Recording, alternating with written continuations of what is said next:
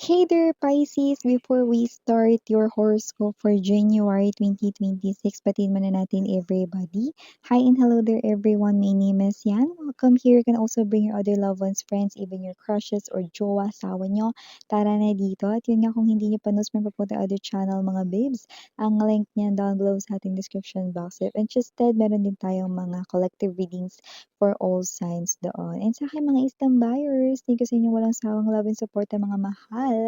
And yes, let's now take a look at the messages para kay Pisces. Cross-watchers ni Pisces, welcome ka rin, honey. Kung may Pisces placements sa natal/birth chart, welcome din kayo. Just take only what resonates. Archangel Michael, maraming pong salamat together with the angel guides ni Pisces. Can we get messages for Pisces, please, for January 2026? Horoscope for January 2026 for Pisces, please.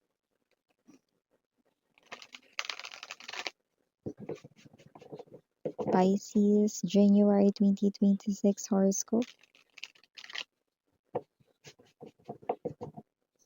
Okay, let's go ahead and check this out. So, Pisces, meron kayong energy ng you've got the moon.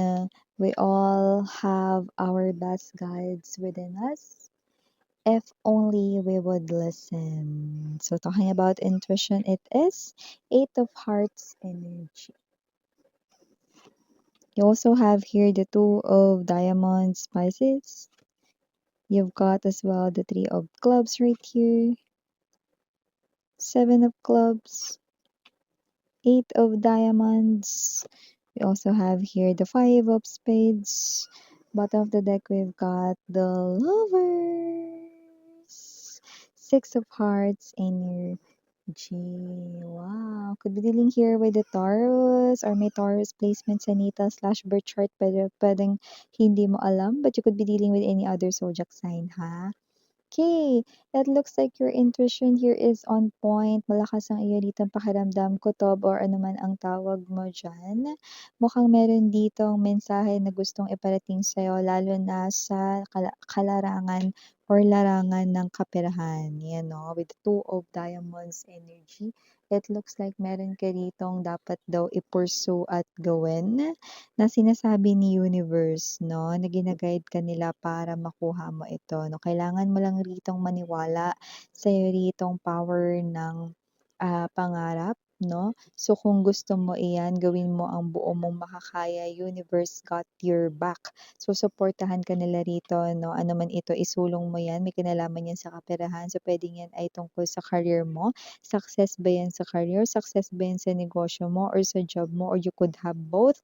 Then makukuha mo 'yan. May mga situations na with the Eight of Diamonds energy, bibigyan ka nila rito ng makakaagapay, makakatulong, makakatuwang, kay-diyaan. So nakikita ko dito that universe will definitely send you help, okay? Sila nang bahala dito. Ang kailangan mo lang ay maniwala sa iyong pangarap at gumawa ng aksyon patungkol diyan. Huwag ka na raw magpa-delay dito mga babes 'no, ng mga naiisip mo na may kinalaman sa kaunlaran ng kaperahan mo, ituloy mo na daw 'yan. If you're looking for a new job, then go for it na. If you are someone here na gustong itayo 'yang negosyo na 'yan, then go na. So the universe right in here will give all the things that you need in order for you to have na yung wish na yan in terms of finances. Kasi ang tagal mo na raw naghihintay, Three of Clubs energy. Ready na raw dito, no?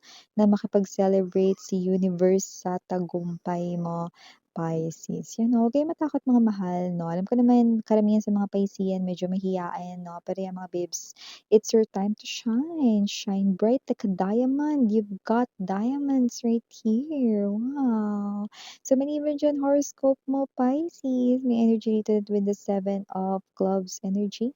Possible rito, no, na may mga tao rito na posibleng magsalita ng against you. Mga bagay na hindi ka aya-ayang pakinggan, pero ang maganda, dedma ka lang. I like your energy.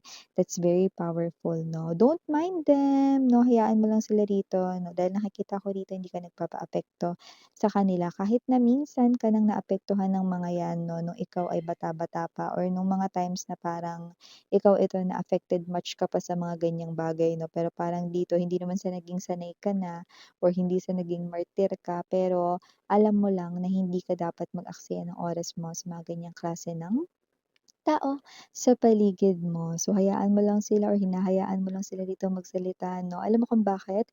Pag-uusapan ka kasi nila because nakikita nila rito ang tagumpay mo. Nagsusumabog, nag-iingay rito ang tagumpay mo in silence. Kaya kahit hindi mo ipagkalat yan, makakarating sa mga tsismoso-tsismoso sa paligid, mga abangers, 'no, ng mga tsismis sa paligid. So, nakikita natin dito na hindi lang sa kaperahan ka dito magiging lucky, kundi pati na rin dito 'no, sa love. Yan oh, alam mo hearing that song, Lucky I'm in love with my best friend, yan oh.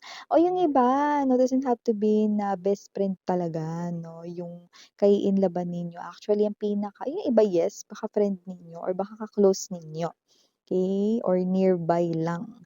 Pero ang pinakamalaking mensahe na nakukuha ko dun 'no, yung person na nakatakda sa'yo ay hindi mo lang lover kundi magiging best friend mo rin 'no. Puwede siyang maging kahit na anong role para sa'yo 'no. So wala lang dito na parang lover mo lang siya, hindi gano'n 'no. Kundi makikita mo rin dito 'no na puwede mo siya ditong maging best friend din, someone who will listens to you, someone who will definitely comforts you 'no, siya lahat. Okay, yun yung nakikita ko dito, may lover ka na, may best friend ka pa, yan oh. Uy, mag-ingat dito Pisces, may horoscope kayo rito, meron ditong pangiti-ngiti 'no, someone with the 5 of spades. This person here is someone 'no, na hindi ko gusto ang energy niya dahil itong energy na ito ay posibleng mang-backstab sa inyo one day or someday 'no. So, kung sino ito, nasa paligid mo na daw siya 'no. Maging mapagmatyag, maging matanglawin. Hindi lahat ng nakangiti sa'yo 'no, ay totoo sa'yo. 'Yan 'no, meron dito yung pagka nabwisit, wala ditong kakilakilala 'no, walang sinisino-sino. 'Yan, backstabber ito. Okay, may energy siyang ganyan. Yung iba sa inyo puwedeng hindi niyo pa nakikilala 'yan, but with the Three of Clubs, soon to reveal ang kanyang true identity. I mean, hindi niyo pa nakikilala yung tunay niyang colors, okay, pero nasa paligid mo na. Iyan, 'yan 'no. So, another message dito para sa horoscope mo, Pisces, may energy rin dito 'no, na possible na mas makapag-ipon ka ng money ngayong 2026. Especially 'no, sa pagpasok ng second quarter dahil nakikita ko madadagdagan na yung perang naipon mo, ayan 'no. Kung ano man ito, bagay na ipagpapasalamat mo rito. Wow! Para ka na rin dito 'no, na naumpisahan or nagawa mo yung iyong New Year's resolution, 'yan 'no. So, may energy rin dito ng pagdisiplina 'no, possible rito na yung iba baka alam niyo na kapag kumakain kayo lalo na 'pag favorite niyo yung ulam or masarap yung ulam, napapadagdag ng kanin, "Ay bukas na lang ako magda-diet." Ay, mag-e-exercise ako ngayon, no, nakarami ka na 'no, 'yan 'no. So, dapat dito na maging mas disiplina 'no, kasi yung sugar level, alagaan ng sarili, yung health, ayan 'no. So, nakikita ko rito na yes, mas magkakaroon ka ng disiplina this year, 2026 'no, para mas ma-achieve mo yung body goals mo, yung health goals mo, 'yan 'no, or ano pang goal, 'yan. Kasi parang dito may mga energy ng mas gusto ninyo na parang mag-invest more sa inyong health at sa inyong self. So, nakikita ko rito na isasabay niyo 'yan sa pagpasok ng 2026 Pisces 'no, at hindi ko nakikita na 'yan ay isasantabi niyo lang kasi nakikita ko na talagang e-effortan niyo talaga 'yan, 'yan 'no. Uy, Tapos na yung Pasko 'no, at puwedeng hindi rin ito sa New Year pero may magbibigay ng regalo sa'yo.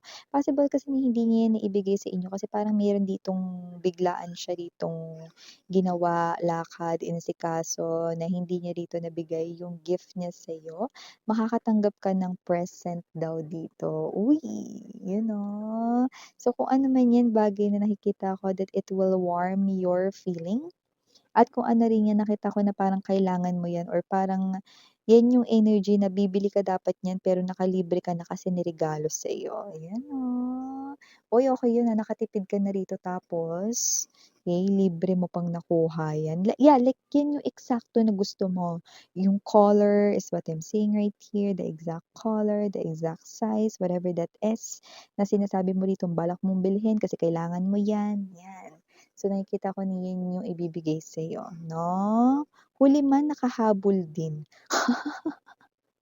'Di ba, kahit kailan naman puwedeng ibigay ang present or regalo 'di ba? Hindi naman kailangan sakto talagang Pasko, or New Year, 'no, yung parang after nun hindi na valid 'no, walang gano'n 'no. Dito mare-receive mo pa rin ang present or regalo sa'yo ng person na 'yan 'no. So, it could be anyone, okey, not particularly nasa love reading lang 'yan or what 'no.